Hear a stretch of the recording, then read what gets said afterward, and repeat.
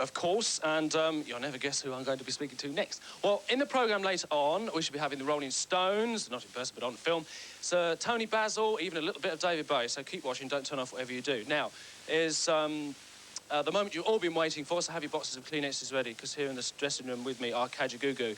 Steve, where did this name come from? Is it true that it is Australian for a liquid laugh? Well, it could be.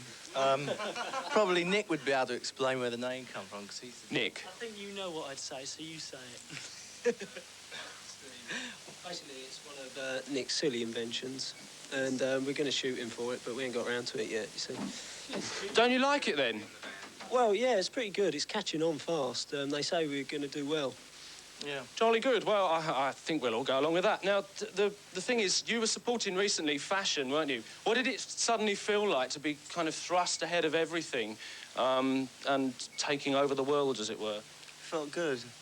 And I think it's good to do a support tour because it builds a foundation and I think it's very important to have a strong foundation. And then when it comes along, you feel you've worked for it more.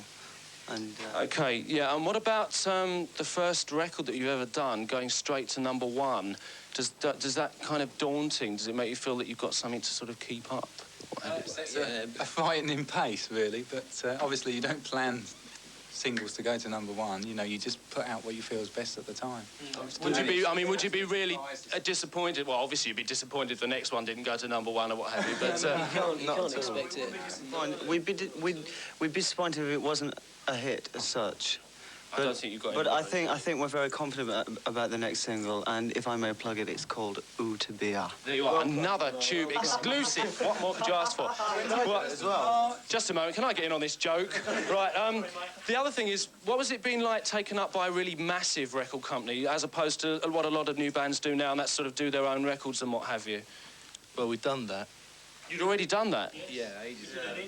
We've been through all that scene, and it just didn't happen. And did you spend thousands of millions of your own money on that? Yeah, we still are. It's still all our own money. We spent £3,000–4,000 at least. They were together as a four-piece. Art Nouveau did their own single. I was under my real name of Chris Armel. I did in India as well. We didn't really plan it. I mean, when you send your tapes around the record companies, you just hope that someone will pick up on it, and we were lucky because the EMI did. And what about how's this affected your private lives and what have you? Can you go outside without sort of being wrecked by people?